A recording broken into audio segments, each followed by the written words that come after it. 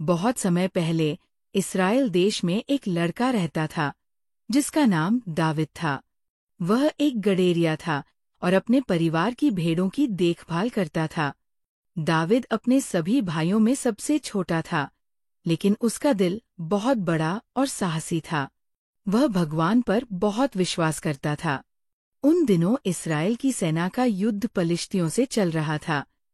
पलिश्तियों की ओर से एक बहुत बड़ा और ताकतवर योद्धा था, गोलियत। वह बहुत लंबा था और भारी लोहे का कवच पहनता था। हर दिन वह मैदान में आता और चिल्लाकर कहता, कोई एक आदमी मेरे साथ युद्ध करे। लेकिन इस्राएली सैनिक उससे डरते थे और कोई भी आगे नहीं आता था। एक दिन दाविद अपने भाइयों के लिए खाना लेकर युद्ध के मैदान में आया। वहां उसने गोलियत को सुना और पूछा, यह आदमी इतनी बड़ी बड़ी बातें क्यों कर रहा है? क्या कोई उससे लड़ने नहीं जाएगा? जब दाविद ने कहा कि वो गोलियत से लड़ेगा, तो सब हंसने लगे। तू तो एक बच्चा है, उन्होंने कहा।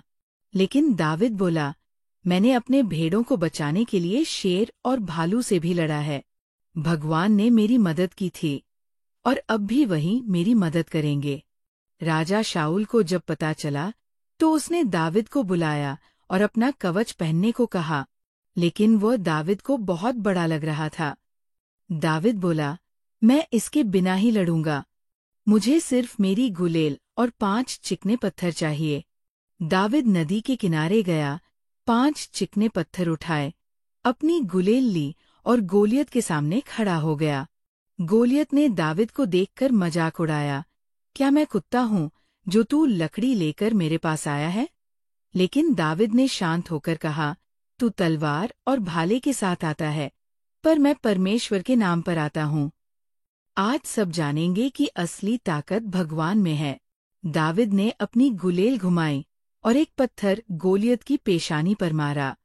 पत्थर सीधे उसके माथे पर लगा और वह जमीन पर गिर पड़ा। गोलियत हार गया और पलिश्ती डरकर भाग गए। इस्राएल के लोग बहुत खुश हुए।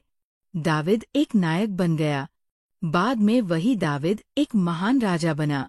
लेकिन सबको हमेशा उसकी वह बहादुरी याद रही, जब वह एक छोटे से लड़के के रूप में एक विशाल योद्धा से नहीं डरा।